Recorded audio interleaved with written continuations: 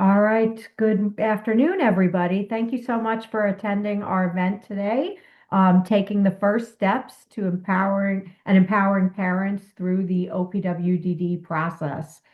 We really appreciate our speaker, who is here today, Melissa Coyle, and she will be doing the presentation.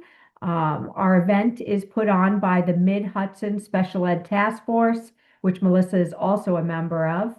And we are always looking for more people to join our task forces. So please consider that. There will be a spot in the survey at the end. So if you could give me your email, I'll be happy to give you more information about the task force. It's a great group of individuals that set up these webinars for folks throughout the state of New York. So we can make sure that parents are empowered in all of the areas that they deal with in supporting children with special needs. Right now I'm going to turn it over. Please welcome our speaker, Melissa Coyle, and there will be questions at the end. You may put your questions in the Q&A. The chat is not operating, so just use the Q&A and we'll make sure that we get those out to our speaker. Thanks so much. Okay, so first, is everybody hearing me good? Perfect. It's coming across. Okay, great. So I apologize. I'm on my AirPods because it snowed and I have 4 kids at home. So everybody's home with me today. So my name is Melissa Coyle. I'm a licensed clinical social worker. I have experience in New York City foster care, residential schools, public schools, private schools. And now I have my own private practice where I provide clinical services and advocacy and consulting services. So kind of just taking the knowledge I've gained over the past 15 years and putting it into my own private practice and helping families navigate the complex systems of care that we have for our kids. So I'm going to start sharing my screen.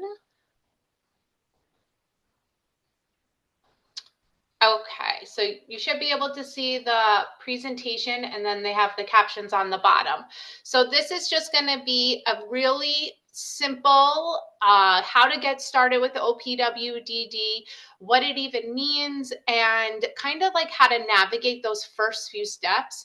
Because if you're sitting in a seat where you're deciding whether or not this system is something that you should enroll your child in, the whole enrollment process and the whole process of everything is a very daunting task. So if you feel overwhelmed by the process, you're feeling the right feeling. It just, you will get through it and you will persevere through it. So just the objectives of today. So my primary objective is parents and providers will have a more in-depth understanding of when, how, and why to start the process for OPWDD eligibility. So really learning about what this office is, what are considered developmental disabilities, who's eligible, what kind of paperwork do you need, what do the reports need to say, how can the reports match, what is the front door? People are always saying, like, you just call the front door. So what that even means and what that even looks like, and how to align what you need to make that first phone call to the front door. Because if you can align beforehand of what reports, evaluations you have prior to calling the front door, the process will be less overwhelming and you will be able to move along more quickly. The other thing I'm going to touch on is guardianship or supportive decision making. So that's kind of thinking about what you could do for your child as they get a little bit older and as they age into being an adult. And I'm going to touch on self-direction and waiver. We are not going to go into self-direction and waiver programs and the differences and the nuances of the programs, because that is a whole presentation of its own. All right, so just for a catch-all, this presentation is designed to address applying for OPWDD in New York State only. New York State is complicated enough when you look at the 5 boroughs, upstate, rural, urban, suburbia, and every state is going to be different. It's going to have a different process. So I apologize if you're tuning in from Connecticut, but it's just for New York State. So I wanted to start with a quote because for 2 reasons. part of this process is advocating for your child. And the second part of the process is learning to be uncomfortable in the process. So unless someone like you care a awful lot, nothing's going to get better. It's not. And I'm just thinking about that as being a parent. And unless you take the steps forward, or you as the caseworker really empower this parent by sitting next to them, making these phone calls, it's not going to just happen for these kids. There has to be steps that have to be completed. And if those steps aren't completed, nothing's just going to magically appear out of nowhere. So I kind of like to just start with a quote to kind of set the stage of what it's like to apply for OPWDD. So first, what is OPWDD? I want to simplify this. So OPWDD stands for the Office of People with Developmental Disabilities. So I want to simplify it for a few reasons, because when we think of this as this big, huge agency, which it is. But as people on the ground, whether you're a parent or a caseworker, or you work in a school, or you're an administrator, all I want you to think about is that OPWDD is the funding stream for people with developmental disabilities. So we'll get to this, what are developmental disabilities, but just think of it as this pool of money and services that are specially designed for people with developmental disabilities. And instead of thinking like the complexities of it, and as you get into OPWDD and as you become like a seasoned vet in it, then you can start really looking at the complexities of it. But for simple instruction, or if you're teaching parents or explaining it to parents, it's just a pool of money that is provided, full of money and services that is provided for people with developmental disabilities across the lifespan. So for kids, there's things, for adults, there's things.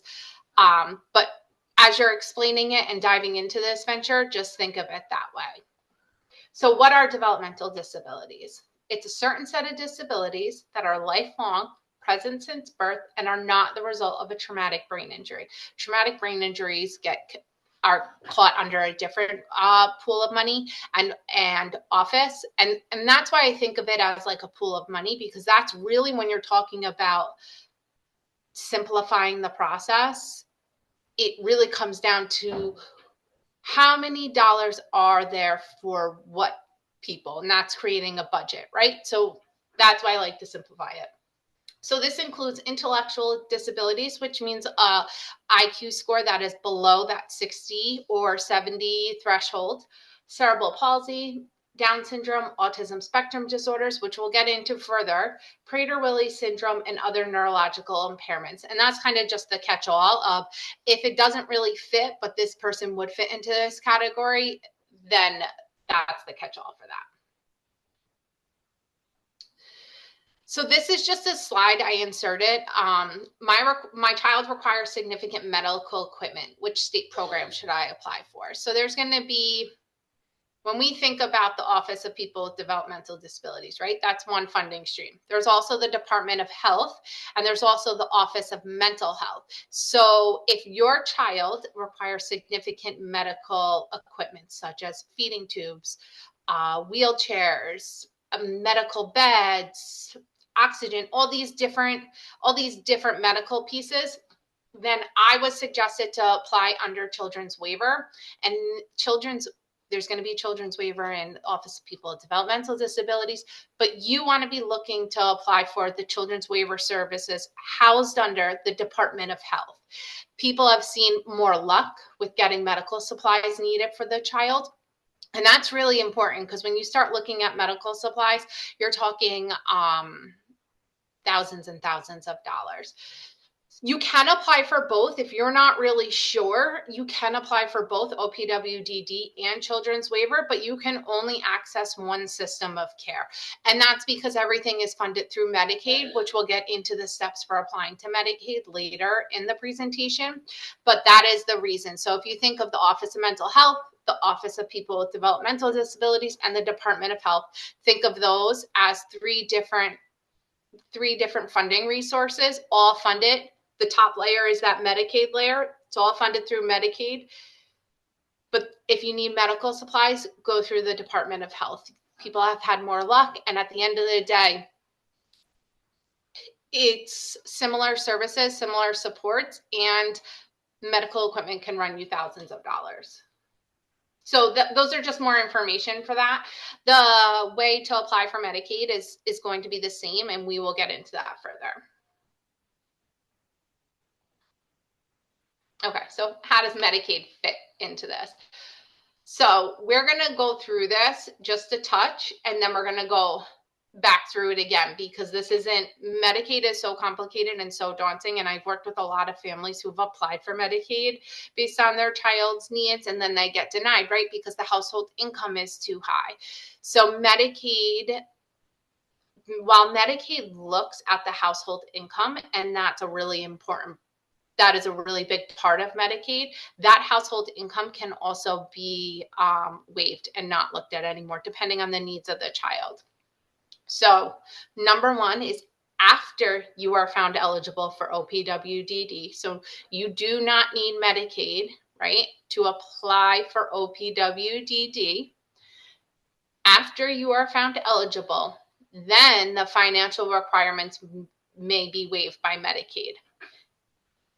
That is a huge one, because oftentimes people will try to apply for Medicaid first because OPWDD resources are funded by Medicaid, but until you get that eligibility notice, you're not going to get also that waived letter. Let's say it's a letter that's attached to it, like, oh, this child is eligible for OPWDD, financial requirements are waived.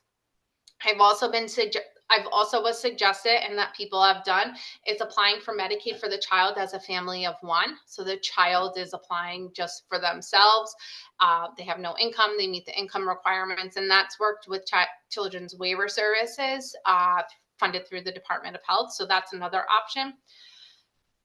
But the catch of applying for applying for Medicaid after you are found eligible for OPWDD is your care coordination organization, or your care coordinator is going to help you navigate this process. So you do not have to navigate applying for Medicaid on your own. You're going to need to come up with the documents, and that's the birth certificates, proof of residencies, medical and psychological documentation that's the same documentation you use to apply for OPWDD is the same documentation you're going to use to apply for Medicaid. But your care coordinator is supposed to help you figure that out. And we'll go through the paperwork that you need to apply for OPWDD, but create a binder, create a folder. When the school gives you reports, ask for paper copies. This process is overwhelming enough. So, and I know we live in a world where using paper copies may not be the best thing, but this is pretty overwhelming. And if you have paper copies, I find it personally to be a little more organized. I know other people can be very organized on the computer, but I do find it easier to stay organized when it's a paper copy. Also, in applying for Medicaid, you can keep your private insurance. You don't have to give up your child's private insurance in order for them to have Medicaid. Medicaid is going to fall as their secondary insurance. So I'm sure many of you have filled out, the intake forms when you bring your kids to the doctors, and you put your insurance information in, and then it's like, does your child have secondary insurance? That's where the Medicaid goes, right? So anything that your private insurance doesn't cover, Medicaid can cover as the backup. So don't think of it as, I'm giving up my child's private insurance. We like their providers. We don't want to change. It's just falling back as a secondary insurance. So it does not have to be your primary insurance. And your child must have Medicaid to be eligible for waiver services. So waiver services are billed through Medicaid. And now this isn't the Department of Health waiver services we're talking about. We're talking about OPWDD waiver services. So all the waiver services are billed through Medicaid. The one other piece I wanted to put on the bottom is, if you're denied Medicaid based on immigration status, it does not mean you can't access OPWDD. I think this piece of it, and I can't speak to it, and I could be speaking to it wrong, so I do want to put like an asterisk on there, that I'm not sure exactly then, if you have OPWDD, how you access everything, and with the immigration status, and I wouldn't be sitting here giving suggestions on how to do that. I do know that according to OPWDD, they cannot release you or your family's immigration status to any outside agencies, and I'm not going to sit here and make any promises. Okay, so who is eligible for OPWDD? I just want to...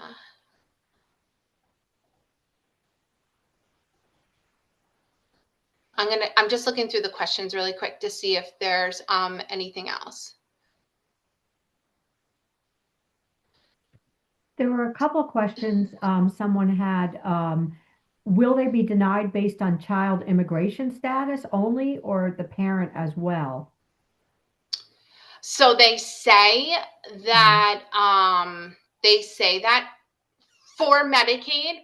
I can't speak to Medicaid that if they'll deny you based on your parents' immigration status.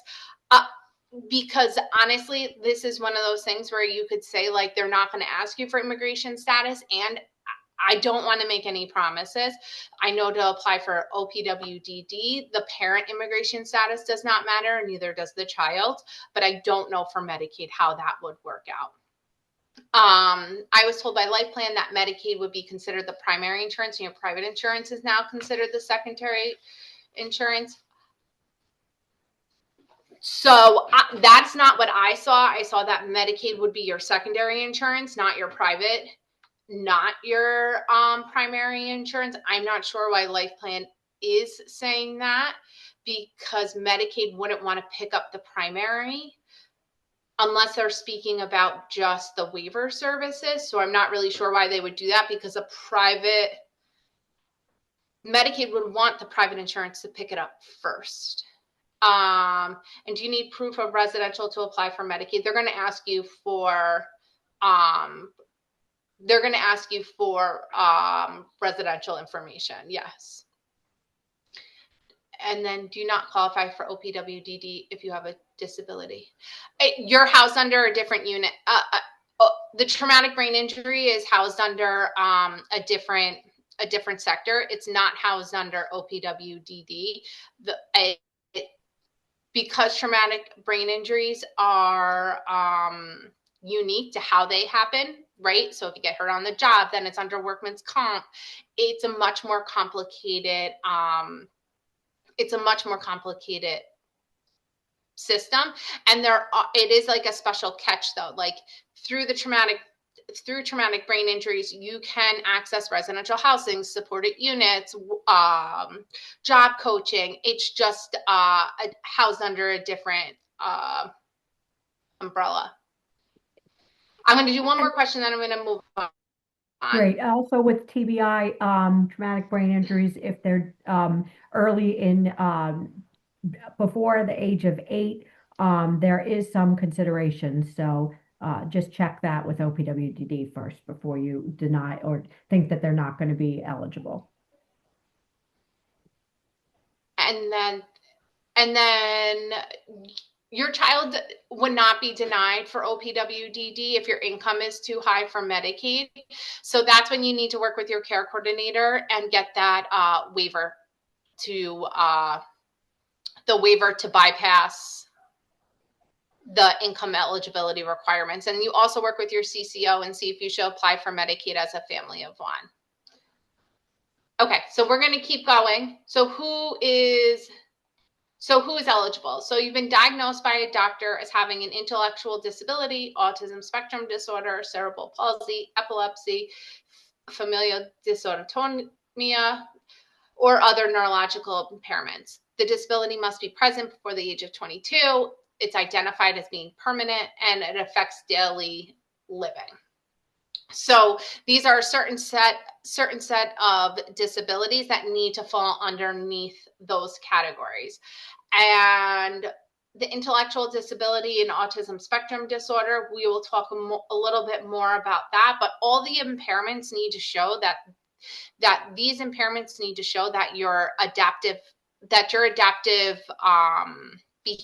behavior skills or your ability to navigate everyday living, right? So like somebody's ability to be able to wake up on time, become fully dressed, complete your hygiene, eat eat breakfast and not just eat a conscious breakfast, I would say. I wouldn't say like the word healthy, but a conscious breakfast, be able to get to work on time, navigate getting to work, complete work duties. So it has to be able to, so the disability needs to be able to show that it negatively impacts those parts of your life. And we'll get more into the testing because I do want to spend a little bit of time talking about really the importance of the cognitive testing and the adaptive skills, because those assessments are so important to be done accurately and appropriately.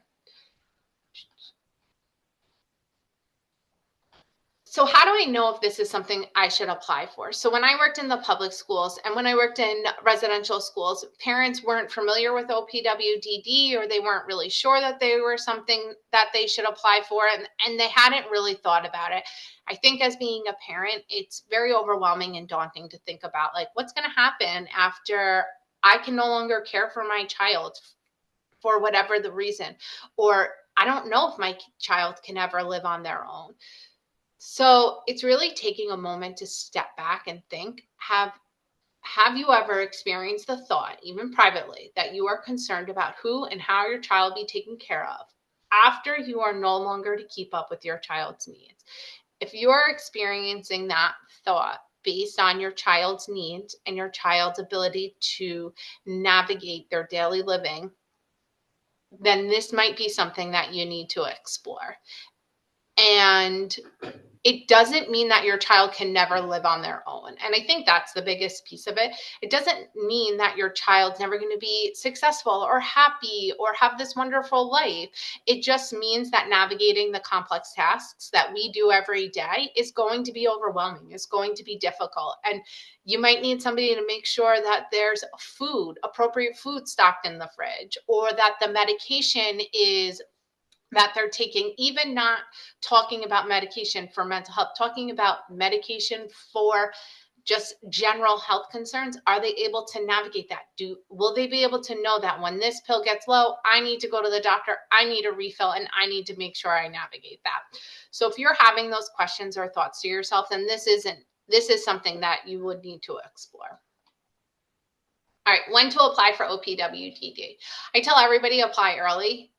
Apply early. If you think this is something that you're going to need or that you need right now, apply early. It doesn't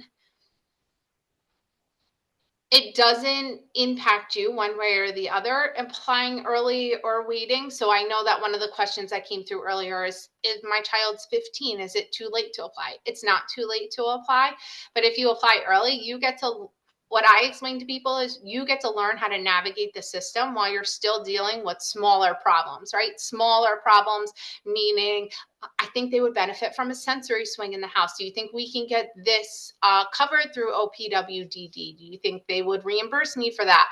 So while you're navigating these smaller, less complex tasks is a good time. That's why I do suggest applying early, because they're just smaller items on the list. Know that if you do apply before your child's 8th birthday and they are found eligible, they will be granted provisional services.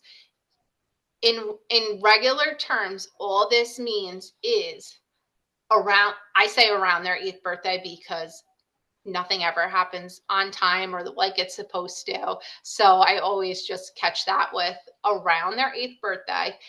They will be reevaluated for permanent eligibility. So all it means is that they're like, okay, yeah, OPWDD is saying, yeah, I could see this disability impacting this child throughout their life. But you know what? Around their 8th birthday, we're going to reevaluate just to make sure that we made a decision that makes sense. That's all that they're doing there. So what does this mean for you as a parent? So now you know, okay, so provisional services, it means, it basically means the same thing as having full OPWDD.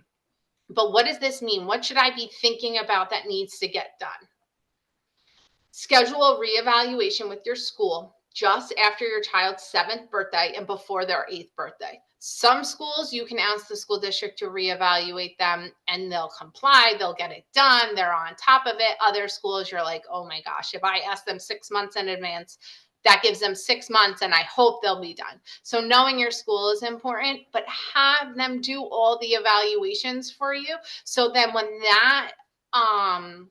that reevaluation period comes up for OPWDD, you already have updated testing, and you're not like, oh no, now what do I do? You're like, nope, here's my updated testing. I send it in and we're good. Also, when you do this, and we'll get more into this when we talk about what you need to apply, inform the district that your child's eligible for provisional services for OPWDD, and they will be conducting another review. Ensure the school includes the adaptive reading skills, and we'll get more into that. So just tell your school what's going on. Some schools, people are very, I wish I could say that everybody has the same relationships with their schools, but that's just not quite true. So if you do have a positive relationship with your school, just let them know what's going on. If you let them know 6 months in advance, most schools are like, yeah, we'll do whatever you need for your kid. Like, yep, that makes sense. We'll get it in. And then you're planning with them. You're working collaboratively. And that's always beneficial for the child. At the end of the day, the child's the one in the school. So working as collaboratively as possible with the school is really important.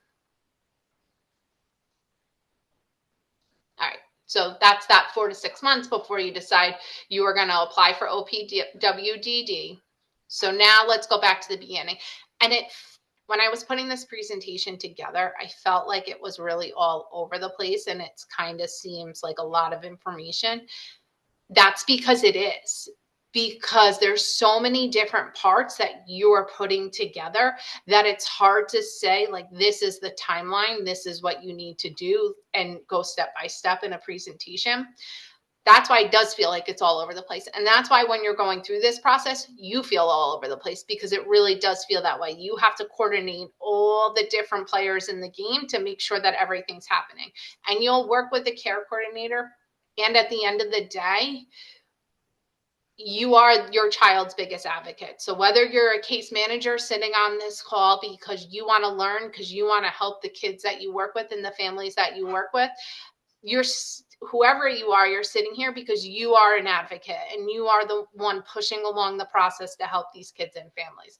So I always say 4 to 6 months before you decide, all right, I'm going to do this. I'm going to jump into this OPWDD. I'm going to put it in my calendar. And by September 1, let's say, I'm just pulling out a date, I'm going to start the paperwork. I'm going to start what needs to start, and which is in paperwork, and we'll get into that. Ask your school district to do a reevaluation. Or if your child does not have an IEP, then ask them for an initial evaluation. That is all you have to do, is write a letter to the school psychologist, their teacher, the principal, the director of special education, anybody, and say, I am requesting the Committee of Special Education to conduct a full evaluation or reevaluation on my child, Bobby, to include these different testings, period. And by writing that, those are the magic words. They might try to schedule a call with you to talk to you about it. Why are you doing this? What's going on? And all you have to say is, I understand, I hear you, and I am requesting this. And you're protected by law, and the school district has to comply. Oftentimes in the schools I've worked in and advocated for, and we've done this process, I tell the parent, you're going to get a call from somebody. They're going to pick up the phone and they're going to call you. I'm not sure who it's going to be. It depends on the school, but just stand firm. This is going to be your first experience in advocating. Just stand firm, and this is what I am requesting, and not what you want. This is what you're requesting, right? They're two different terms, period. And that's it. And that makes it simple. And it seems, sometimes I tell people, like, it seems off-putting, like it seems rude, and it's not. It's direct, and direct is important in advocating. All right, so how to apply. So now, 4 to 6 months, you've called your school, the school's great, they're doing all the evaluations, and there's a further slide that tells you everything that you need, so don't worry, we'll get to that. You're like, oh, this is great, I'm ahead of the game, I'm doing awesome, I have paper copies of all the evaluations, so I'm not like looking through everything. All my documentation also aligns, meaning that it tells one story, and we get into that more a little later. And your school did a great job. Your child's been diagnosed by a neurologist, developmental pediatrician. Everything is rocking and rolling. You have it all, and it's all within the last 6 to 8 months, let's say. So you're even before the deadlines. Call the front door. Number one thing you do is call the front door. Don't do anything. Don't apply for anything. Don't do anything. Call the front door. And that is how you get started. So this is, I'm like pointing to my screen. So this is the office to the front. That's the front door office number is the 518. That will put you in contact with somebody. They will connect you to your county. They'll give you the county number. I know somebody asked for like the different boroughs number. So I have that later. I will click down into that because probably New York City does things a little bit different, which New York's, that's why I say New York is complicated, right? New York City and the boroughs are going to operate differently than the rest of the state. And that's just the sheer mass of people. So we'll get into that a little later, but it's pretty similar, still the same. And all the paperwork you need is the same. It's just a little bit different of a system. It's the same thing with the New York City IEP system is different than the rest of the state's IEP system. And they don't talk, the two systems don't talk to each other. So that is what it is. So you call the front door, you say, hi, I am in the beginning stage of applying for OPWDD for my child, Bobby. I would like to attend a front door session. And then they're going to tell you when the front door sessions are going to be. Every county is different. The front door sessions are designed by county. So some do it online. Some say that it's 2 weeks. Some say it's a month. So it just depends. So they are available on the internet, but I don't know if they're available on the internet for all counties throughout New York State. So you go to the front door information session. So that's just all you need for that session is your binder. You're going to call it your OPWDD binder and planning binder. You're going to bring your binder and a blank piece of paper and take whatever notes that you need to that make you feel comfortable. So there isn't a standard time frame that happens for this initial meeting. Typically plan within the month. From there, after you do that, so that has to be done first, then you're going to connect with the care coordination organization, and they're going to help guide you through this eligibility process. They're going to collect the documents. So they are not going to conduct any sort of testing. They're not going to be able to give you the rest of the testing that you might need, but they're going to help you collect these documents and then apply through the state. So something else I suggest to parents as they're starting this process, if you don't have social media, make an account and make it like very simple. Like it doesn't need to be like you're connecting back with the world. Make up a new email address and make an account and start joining local private. The public can sometimes be a little complicated. You can join them, but if you're just if you're overwhelmed by the idea of social media, then join the private ones just to learn from others around you, because that's how I do most of my learning is that I just am on social media. I scan the Facebook groups and I'm just like, what are parents, what are people struggling with? What do people need? And that's how we find out most of our information. And the private groups are also where you're like, let's say you have a child who's 3, they get OT and you're like, oh no, my OT got sick. They can't work with me anymore. They took a new job. And then people jump on the Facebook groups. Hey, does anybody know an OT that's looking for more sessions with my son, Bobby, again? So joining those Facebook groups are really helpful. And they're also a good source of support. So I'm from Dutchess County. So I just listed the 2 CCOs. So CCO, by the time you really get through your OPWDD journey, you're going to know all the acronyms. So CCOs are the care coordination organizations. So you attend the front door. Now you're attached to it. Now you choose what agency you're attached to. And they're going to be the ones that's going to help you start navigating the system. So in Dutchess County, there's 2. There's actually 3, but one's not taking any new referrals. And that's the information. So I'm going to go back to this at the end. I'll leave it up for anybody who wants to take the information, but this is the front door for New York City and the boroughs. So then you can see that the process there. All right. So what paperwork, this is the big one. What paperwork are you going to need after you connect with the care coordination organization? Okay, annual physical within the last 12 months. That's just like your regular doctor, annual physical, all the information. A current within the year psychological assessment. This is the IQ test. This is the one that your school psychologist can conduct. This is the one where there's the 4 different, there's a bunch of different domains, but it has the processing speed, the verbal, the working memory, visual spatial, fluid reasoning. This is like for some people, it's small and it's like 12 pages. And then for other kids, it's like a 20-page report that you get from your school psychologist if your child has an IEP, that you're like, I really don't, if you're not a school psychologist, you look at it and you're like, I can't even begin to process all these pages. I don't know what they're saying, but this is like really key. This is also really key if you're applying for OPWDD based on intellectual disabilities. All right, adaptive behavior scales. So in the OPWDD world,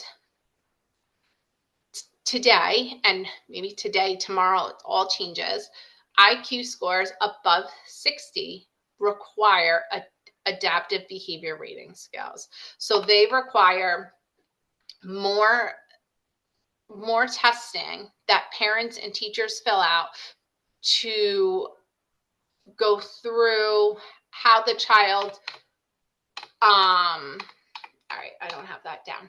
Okay, there are more assessment scales that look at the daily living skills. They look at daily living, they look at behavior rating, and these are the scales that if you've already done this, the behavior scales that get sent home, they usually get sent home in a folder, and that you have to fill out. What's really important when you're working with families, and I learned this, one of the psychologists down when I was in New York City foster care sat me down and was like, and I worked with children who had significant intellectual disabilities.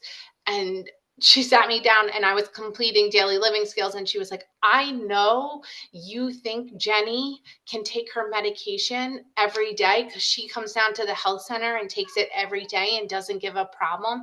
But when you're looking at these skills, you're thinking about how a child would actively do this independently.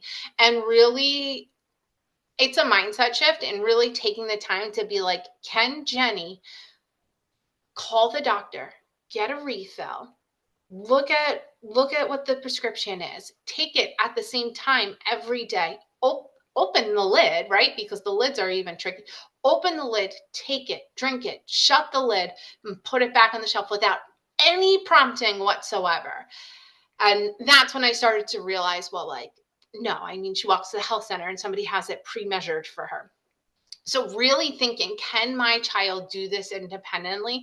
And when you're doing these scales, and especially when you're doing these scales looking to apply for OPWDD, they're really important. You want to be as honest as possible, and you want to, and taking the mindset too that just because they can't right now doesn't mean they can't learn the skills to do so, but they do require a different level of teaching than somebody who has a different cognitive profile, maybe a higher cognitive profile. And that's what OPWDD services can do. They can help teach the child to be able to do these things as they become an adult, but they are not capable of doing it. So The adaptive behavior rating scales, ask your school psychologist to do as many adaptive rating scales as possible. That 2 or 3 is plenty, but ask them to do it. They can do them, they can test them, they can score them, but you have to have them if your child's IQ is above 60. So if you're thinking, I'm not really sure, or well, my child has autism, do I need them then? Yes. Don't think about any of the other reasons why a child might get OPWDD, whether it's cerebral palsy, Prader-Willi syndrome. Just know if their IQ is going to fall above 60, they have to have these scales. So in your letter, when you're asking for the reevaluation, you said adaptive living scales, adaptive behavior scales need to be included as well. Most school psychologists will say, yeah, no problem. What do you need? And how can we work together? So having that positive relationship is really helpful. And I know it's not easy either. The social history report also has to be within the last year, and the school's social worker can also complete that. And as a part of a reevaluation, you should always have a social history report and an initial evaluation. And I know with school, it kind of can get a little wonky. Like, how much do I really want my school to know about my life? And what the purpose is of the social history is to show that these disabilities were presented young, and that they are presented at birth. So that's what you're really looking for. You want to make sure that they have the developmental milestones in there, and that sort of thing. All right, so the other piece of it is diagnostic information. That includes a statement that the condition was present, and this is conditions outside of intellectual disabilities, by a medical or specialty report that include, I don't know what happened here, that include health. I was not thinking when I was writing this. So you just need the diagnostic information. So let's say your child is diagnosed with autism. You want whoever the doctor is diagnosing the child with autism. And that could be a PhD doctor too, because the other piece of it is sometimes for children with autism, and especially for children that you're not really sure if they would qualify or not, they might need what's called an ADOS, the Autism Diagnostic Observation Schedule. The OPWDD might ask for that. This isn't something that you have to have per se, but this is something that they might ask for if they are unsure if your child will qualify or not. So a PhD level psychologist can also diagnose too. So you want that, whether it's from the neurologist, developmental pediatrician. This child is diagnosed with, let's say, autism spectrum disorder. This has been present since, and I've been working with the family, blah, blah, blah. So that's the paperwork that you are going to need once you connect with that care coordination organization. So they will help you navigate that paperwork.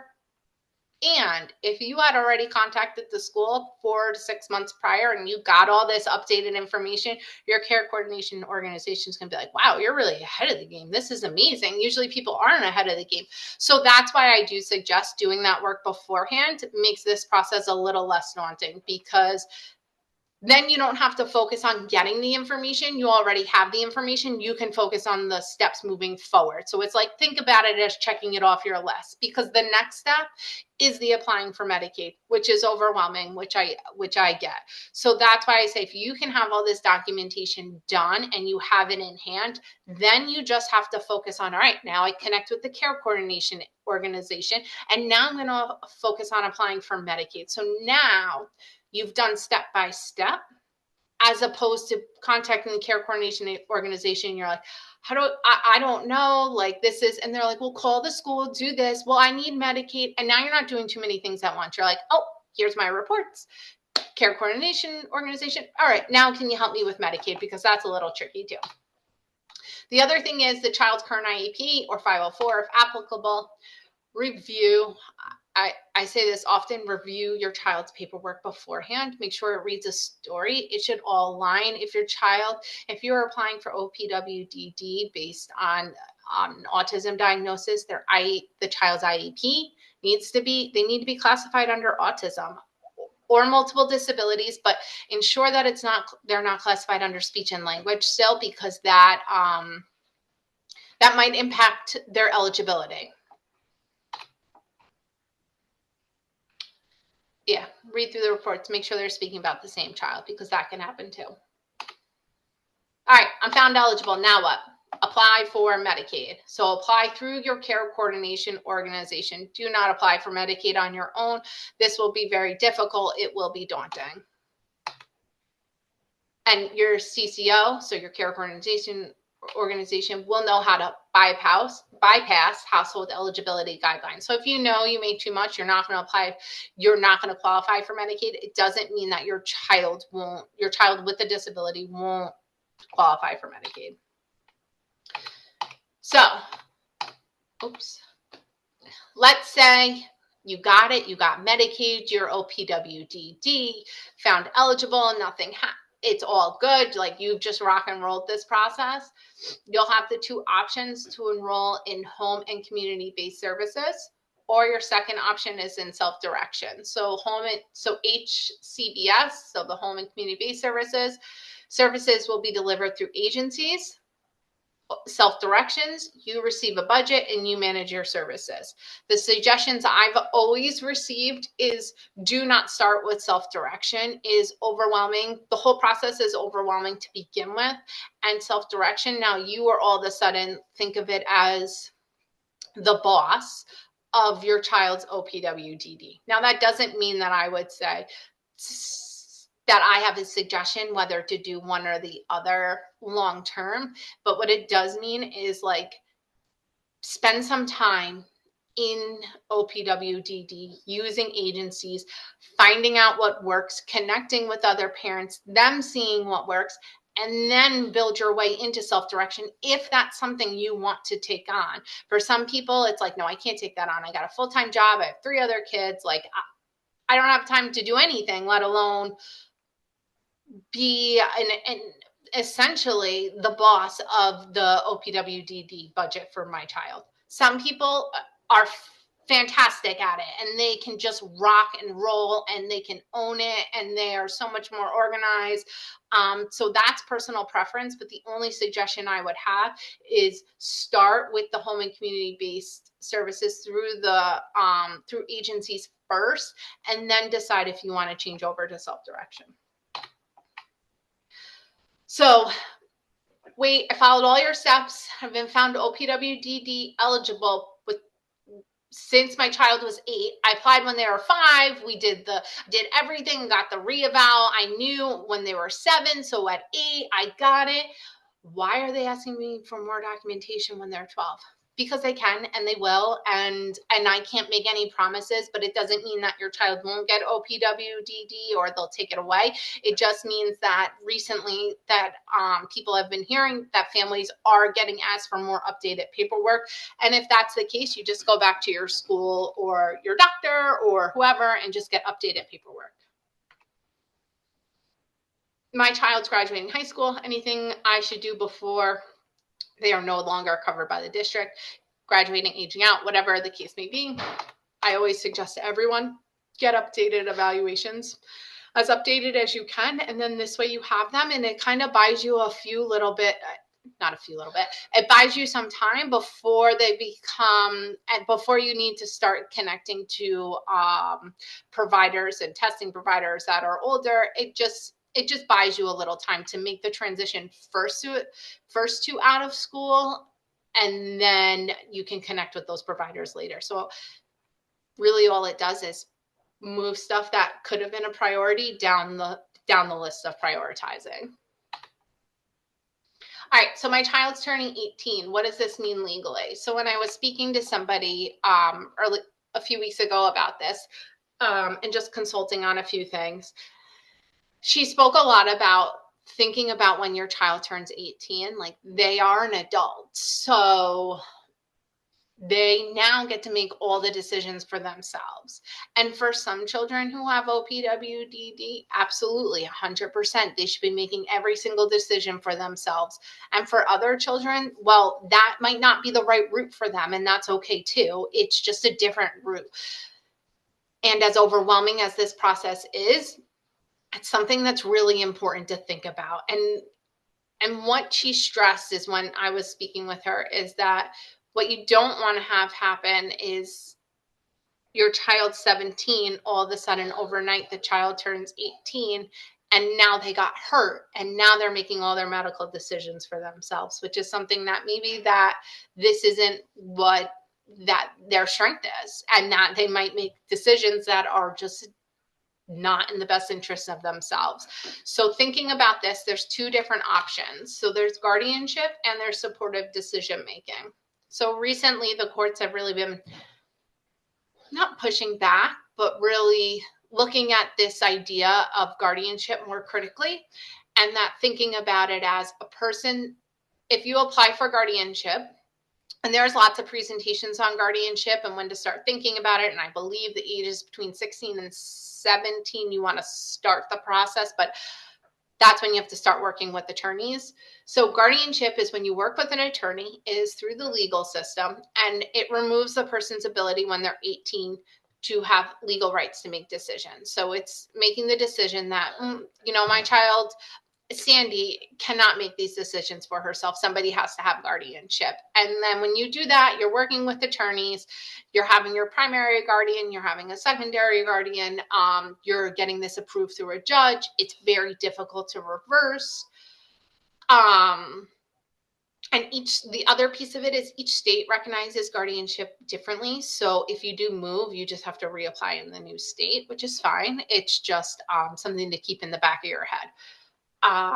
Judges are becoming less favorable to this option because it strips away the person's ability to make any decisions. And that's a really hard thing to make a decision on for some people. And I think that's the piece of OPWDD that is so complicated. It's that, well, there's so many things that people can do. Why are we saying it's this all or nothing thing? So that's where kind of supportive decision making comes into play. It's an alternative to guardianship. It is not, it is where the person keeps their legal rights and decision making power. It promotes the self-identification. So the person identifies a group of trusted individuals that help them make major life decisions. So whether it's for their medical health or anything. But the other piece of it is that looking at this is, just because you decide not to do guardianship, right? It's just not a right fit for the person. You do supportive decision making. It doesn't mean that you don't have power of attorney, healthcare proxies, and advance directives as well. And I think that's the piece of it that's really important to look at. It's because in those really big decisions, or something happens to this person, you already have their future kind of, you already had made these decisions collaboratively together on what this person wants. And that's really, really important. And this works really well in open and trusted relationships. It allows the person to have autonomy, lets them make their own decisions, but you still are working together. And it still identifies a group of people that they need to collaborate to make the best decision. And it's something that everybody does. We just do it kind of naturally. I wouldn't say everybody, that's like an all or nothing statement. Something that a lot of people do is that they do have their trusted close-knit groups when they're making really big decisions, whether that's spouses or friends or parents or adult children. You do naturally bounce the ideas and think about what makes the best sense, what you want to do, what are your wishes. You do that. And for people who are in the OPWDD system where they have developmental disabilities, those conversations are just as important and are really important. They're uncomfortable to have, just like they are for all of us, but they're really important to have as well. Okay. So this I'm going to leave on for like a minute or two. We're not going to go into it. This is a whole, we were talking earlier, this is a whole, like, getting into the complexities of OPWDD is a whole presentation of its own. But these are the different services that OPWDD does have for people. So I'm not going to read them all. what I do suggest, so let's say you're fully into OPWDD, you've rocked it, you got approval, you're fully eligible, and you're looking for reimbursement stuff, or you're looking to check something out. Whatever you do, make it small, make it manageable. Learn how to work the system. And because first off, every county, every agency is going to be different. Learn how to work the system first and then do the big things. Don't start with the big things and then learn how to work the system, because it's too complicated and too stressful. And now you're living in this heightened state of stress, where if you just started with something really small, you could be like, well, whatever. If OPWDD doesn't reimburse me, that's okay. I'll have bought this sensory ball for $7. That I'm okay with that personally. So I always say, start really low. The other thing I've heard is that applying for assisted tech reimbursement is next to impossible to do. It's very difficult. So if there is assisted tech that you're using, collaborating with the school districts, some school districts I've seen done like buyout plans of the assisted tech pieces, depending how long the child's used it. So working with them independently is really important. Okay, so before we go to the questions, so I'm going to stop share for a second, and then I'm going to pop another screen on. Okay, so these are the developmental disabilities regional offices, the DDROs in New York City and each of the boroughs. So these are your eligibility coordinators. These are the people you're calling to get contacted with care coordination organizations. So I'm going to leave that there for a moment, and then I'm going to show you one more thing, and I will send these links, and these links will all get sent out in the follow-up email of everything, and then this way you have them, because sometimes it's very difficult, and I know this, to navigate the OPWD website, and you're just like, forget it, I'll just turn my computer off and try again, but this will bring you right to that. Do you want me to read off the questions to you, or you just tell me when you're ready? I'll go through the questions. Okay. Okay. So this is, whoops. Am I sharing? No, Here we go. we just see you. Okay. So here's the other one, to find care coordination organizations. So this one's just a PDF, and then it breaks it down by county. So you'll see what care on the top, where my mouse is. At the top is where you'll see the different care coordination organizations, and then you'll check your county. So I would check Dutchess, and then I would see, right, so Tri-County Care is not taking anything. So I would see Care Design Life Plan, CCO. So I would say, okay, those are my care coordination organizations. I've seen the front door. Now I'm going to call them to set up this initial process. So this is another document that's pretty helpful. And that also covers, it includes New York City in there. So it'll tell you which ones. And then the phones are up there. And then the last is this, which is, these are just registered providers with OPWDD, and it's just a list. And if you're just sitting around one day thinking like, what agencies are even out there, there's a whole list of them. You can use them.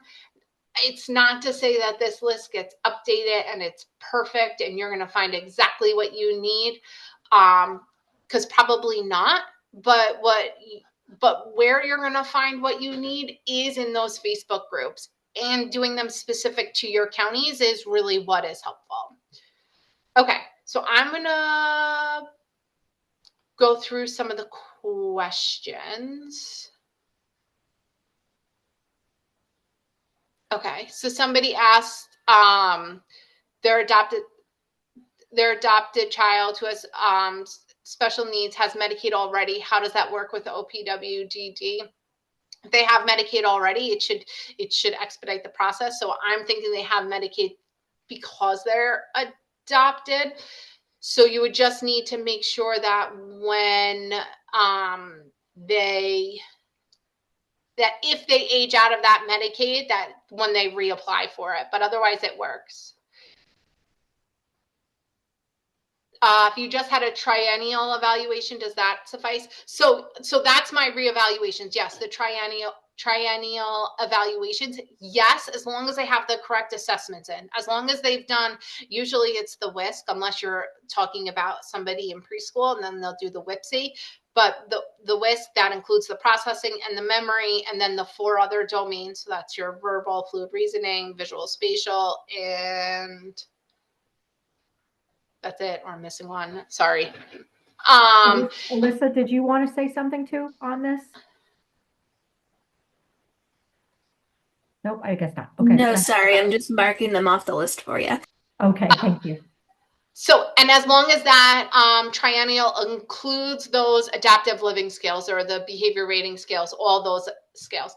Yes, the master's level school psychologist can conduct the psychological evaluation as long as that, as long as a master's level school psychologist is not, they cannot provide a diagnosis, but they can do the IQ testing. So somebody's son was with ASD, was reevaluated. He was 6 years, 11 months. He's 7.5 years today. How long? They're valid for a year. So you have 6 months. So if you could have put it on your calendar tomorrow to call the front door and get it started, you might be able to get everything all in time.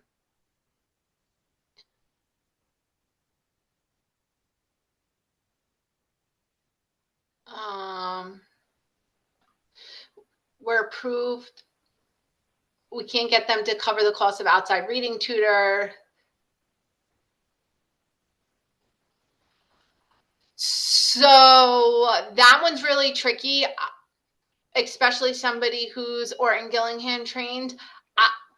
I don't know if you can get OPWDD to approve it. Sometimes it's just like, I know that's the gold standard, and sometimes in systems of care, it doesn't hit the gold standard. OG is the gold standard of reading intervention. And sometimes in systems, they won't hit gold standard. They will hit good enough. So I'm not sure about that.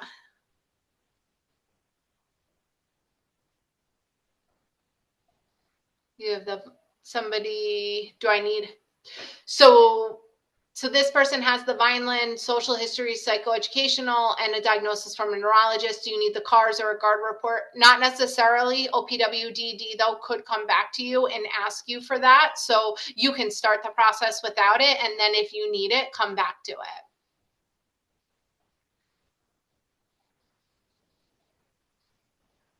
There's not a universal social history form. Yes, none of the forms, reports, or evaluation. So for social history, there's no standardized form that everybody uses as social workers. They really adapt the forms to what they need. All the psychological testing, or if you have additional tests like an ADOS for autism, that is a standardized testing procedure, and those forms are more standardized because the testing is so methodical and standardized. But as a social history, no, they all look, every single person will do it differently.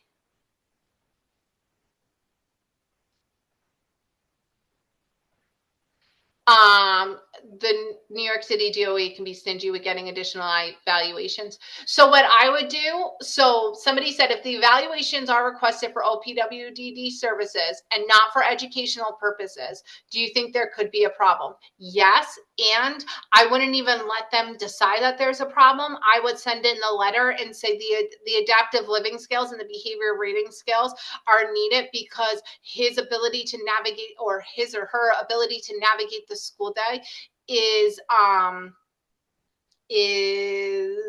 interfere, like their abilities are need to be goals, or they need to be looked at. I would use a sentence or two to not even let them say, oh, this is for OPWDD. I would say, like, their ability to navigate the school day is disrupted, and which I believe is due to low daily living skills, something like that. And then this way, you don't even have to have the conversation. It's just already out there. So somebody said, wouldn't the agency done that when they're evaluating? How long does it normally take? How long does OPWDD normally take to give an answer? It all depends. It could take, and then you could be denied, and then there's a step 2 to like refute it, and you can they will look over the evaluations again, ask you for updated testing, and then there is a step 3. And honestly, what I would do is I would continue to refute the denial, and I would just keep coming, and I would ask for an in-person meeting. I would bring my child with me. And I have to say, anytime you feel, one, overwhelmed by going to a meeting, because there's a lot of information and there's a lot of players and everybody talks fast, or somebody's trying to tell you, no, we can't do that, ask for an in-person meeting. That's coming from an advocate's point of view. Anytime I have a more intense interaction that I need to have or advocate for somebody, I always ask for in-person. It's more personable. Everybody kind of lets their guard down more.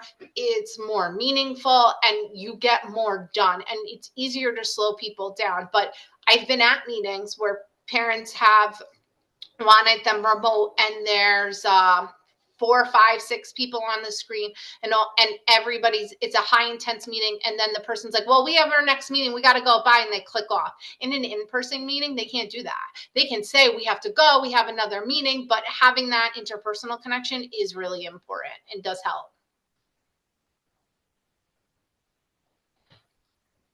Can I elaborate on the transportation to and from services that are covered?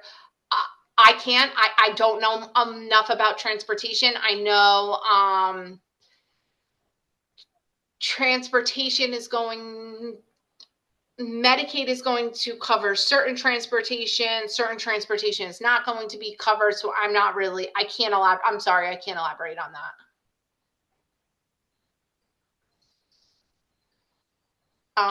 Who has access to the list of individuals in OPWDD? I don't know. I don't have access. It's protected. It should be protected information. It would be a violation of HIPAA. So I'm not really sure.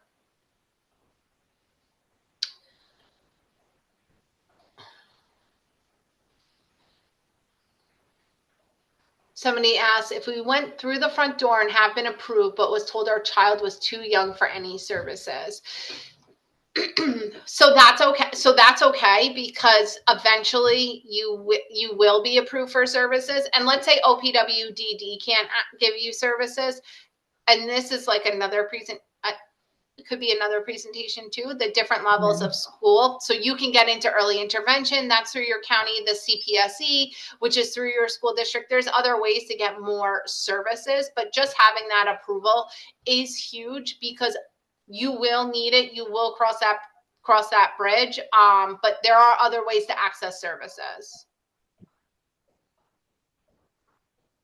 Somebody said, can the family drop the private insurance once they have Medicaid? Well, your family can't drop your private insurances, because only the child will get the Medicaid. So don't drop any private insurance for your family.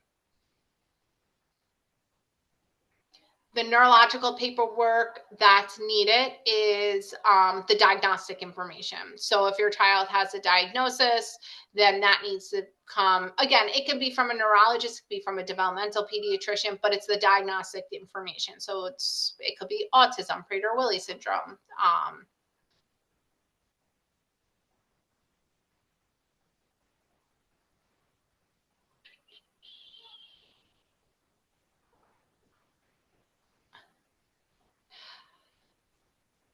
I'm not sure.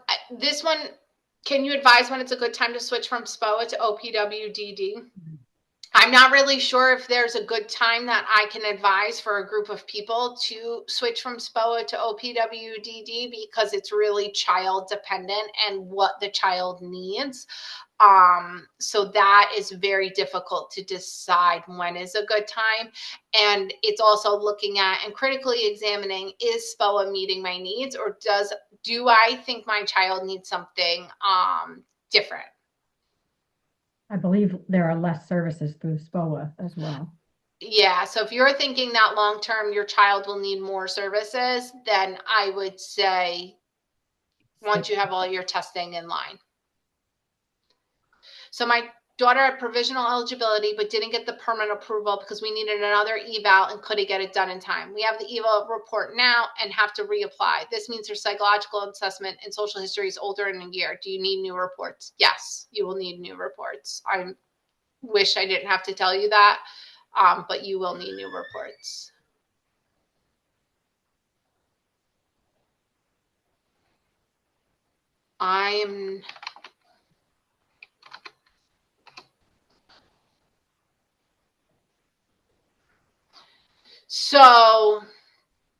So somebody said, is the NVIQ test sufficient for OPWDD if the child is nonverbal? That will be, again, dependent.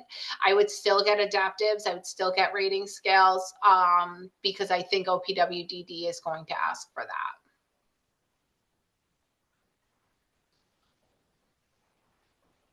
My son's evaluations are a year old. His behavioral diagnosis is new. Will the old evals work? The old evals won't work. You'll have to get new evaluations, new IQ testing, new social history, make sure the physical is up to date.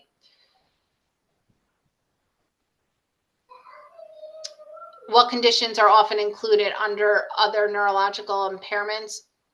That's just a catch-all, and that won't have specificity to it. It will just be other things, because if they listed them out, then they would ultimately end up missing something. So if you think your child falls under having developmental disabilities and that their disabilities impede their ability to navigate everyday life, then that condition would fit. So my child is homeschooled since COVID and is 15 years old on the spectrum. He gets special services, speech and social work, still through the school district. Will I be able to apply, and should I at this point, since there's so much documentation needed to come from the school? Yes, you can apply. Your district where you live, it is required to do evaluations for your child. Even if you homeschooled, you get what's called an IESP, so it's Individual Education Service Plan. So they can't provide a special education program, but they can provide services. But that means that they'll do all the updated psychological testing, the IQ testing, and the social history report. That will all be included. So you just have to reach out to your district's special education office and just arrange for that. And that means writing an email. I'm requesting, my child is homeschooled, I'm requesting that the Committee of Special Education. I understand it's an IESP. You don't even have to put that, but just in case. But yes, the school can do that.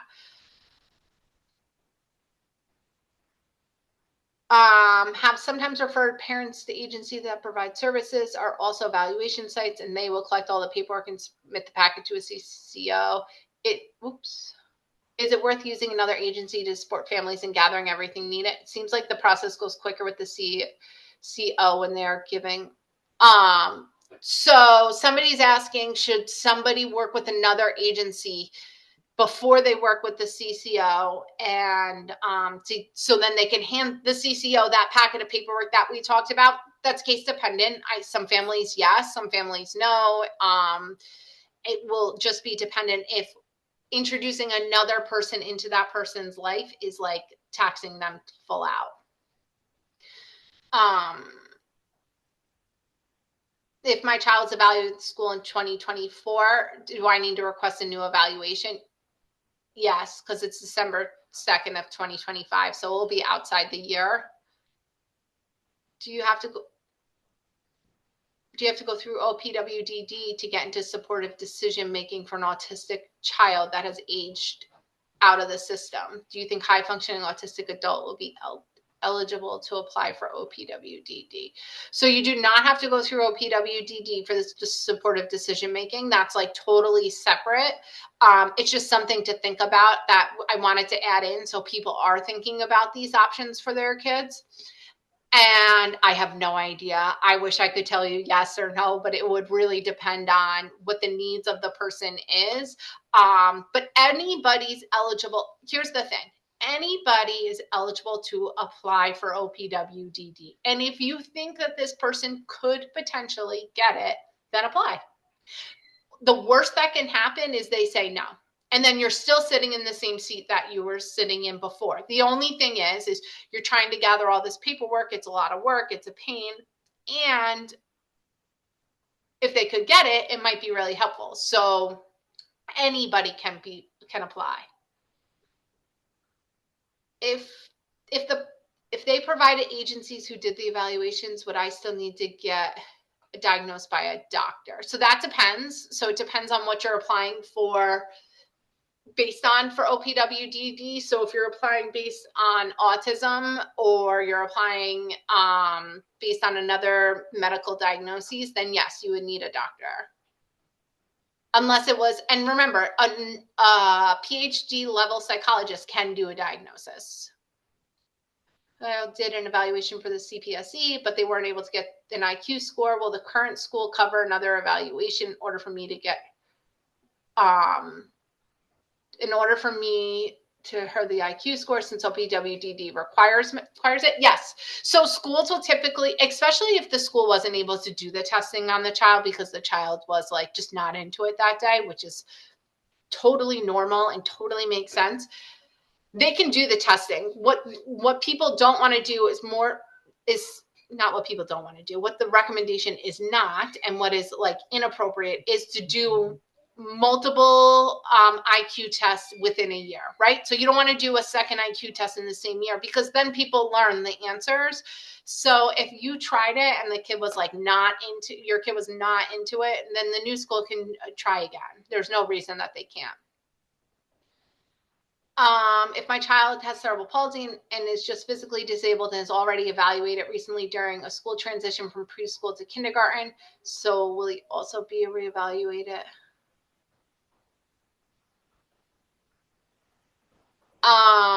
So this one, so for a child who has cerebral palsy and is physically disabled and was evaluated, so they should be every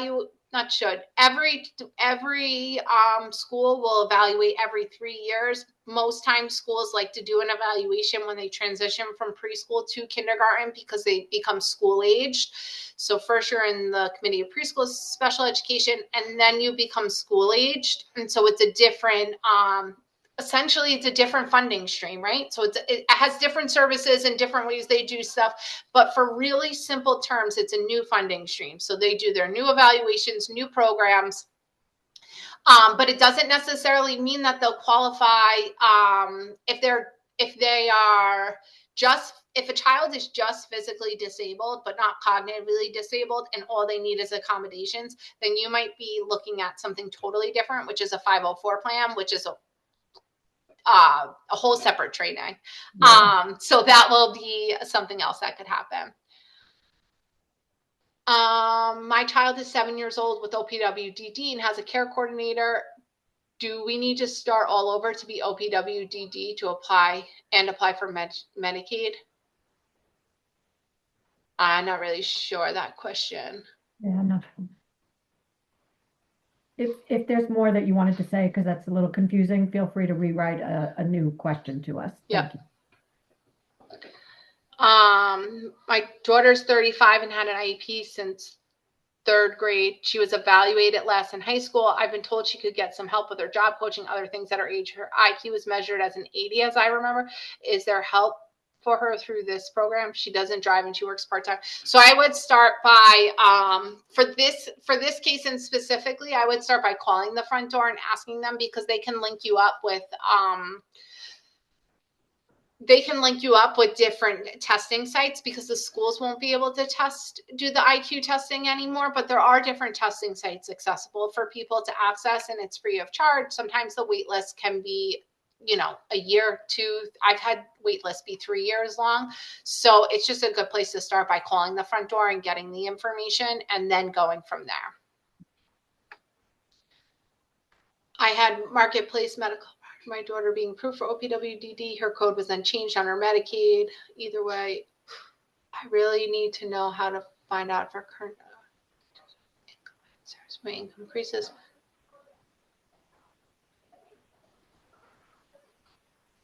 I would, so if the care coordinator is inexperienced, I would ask to speak with the care coordinator supervisor, because these Medicaid codes are quite difficult and hard to navigate for sure. Yeah, I definitely second that. Oops. Provide information on guardianship process, and does OPWDD help them understand the process? So guardianship process is really done through a legal team. So really what you're looking at, because so oftentimes I've sat in on presentations that lawyers conduct, thinking about when children turn 18 who have developmental disabilities. And so you really need to contact a lawyer who specializes in this, because then there's about a bunch of other steps after that. So it's not something that OPWDD is going to do for you, but they are going to suggest you meeting with a lawyer. Do you need a diagnosis from a doctor or an evaluation from an agency provided by the CCO will suffice? You need the medical diagnosis. I was told that if a family only has private insurance, they can use CES to support them with obtaining Medicaid because they need Medicaid before getting OPWDD. Is this correct?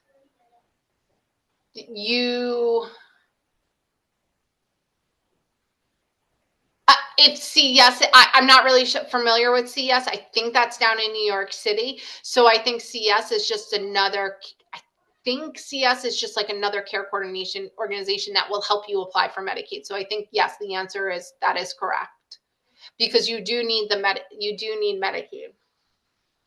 What benefits does OPWDD provide after graduation that we would want or need? So this, if you look at, so the benefits and the program and the services, that was the last page of the presentation. So it could be residential programs, it can be nurses, day have community programs. If somebody needs physical therapy, occupational therapy, transportation, care coordination, social skills training, behavior support, on-the-job coaching. So it's a whole list of different things. Do they require parent and teacher rating scales for the adaptives? So they do if the child's IQ is above 60. Where do parents get these reports if they have no medical and is over 32 but has Down syndrome? So I would call your front door agency. I would call the front door agency that is located in your county and connect with somebody there and ask them, because they will have, because I don't know where anybody is, they will have more information to connect you with. You want to start by finding people who are local and then go outside of where you live. Do we have to renew every year, or it's good till 8 years old? If you are granted OPWDD provisional, you are good till they are 8, and then OPWDD will prompt you. So many questions, I know, and we only have about a minute left. Right. The Vineland or the ABAS is not required, but will be something. Those or something will be required for an IQ above 60.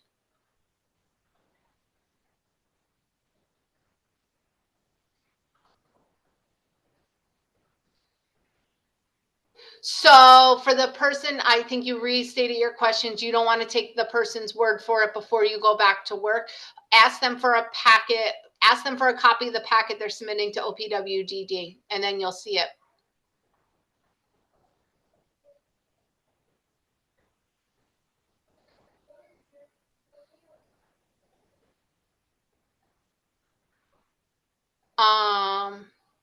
No, the care coordinator helps you navigate OPWDD. So I would call and ask to speak with a supervisor.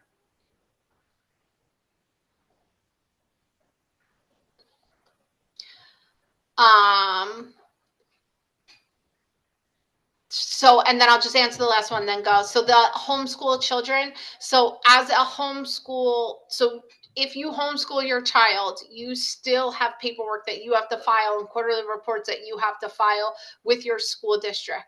So you would still contact in your school district the special education office, and your child is still given special education services. They just can't be provided a special education program. So that means like a classroom or a special education teacher. So they can still get all the testing and evaluations completed. They just aren't going to be given a program, right? Because that would mean that they're not homeschooled anymore. So contact the special education office in your district and contact that secretary and tell them that you want to start the process to be evaluated. And that's how you'll get all the different reports. All right. Well, I think we definitely inundated you with many questions, Melissa, and I think we could probably do a whole session just on questions. So perhaps that's something we look at doing in the future with a panel of individuals. But I want to thank you very much for your willingness to do this presentation. We've had over 300 people attend. So this was really definitely something that was necessary. And we will continue to provide various webinars in the future by the Special Ed Task Force. So please consider filling out the evaluation. You'll get that popped up when you close out from this session, and we'll also send you a link for it. If you are interested in joining one of our special ed task forces, please write your email address down and we will get in touch with you. We are always looking for more individuals to be involved. And I wish you the best and have a great holiday season. And thank you so much for supporting the Mid-Hudson Special Ed Task Force. Have a great day. Thanks again, Melissa. Thank you.